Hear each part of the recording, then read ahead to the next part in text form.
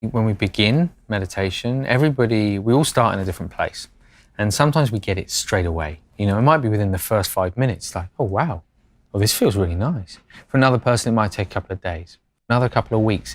I had someone write in the other day who said they just hit their 365-day run streak. And they tweeted to say that the penny didn't really drop until day, I think it was 352. And I love that, in the fact that meditation is just about turning up each day. It doesn't really matter kind of if we have a sense of what's changing and what's happening. Besides, apart from anything else, the mind that's judging is the same mind that's being judged. So it gets very complicated anyway when we're trying to kind of analyze this stuff. The important thing is just to turn up, to approach it in the right way each day, and it will naturally unfold in its own time.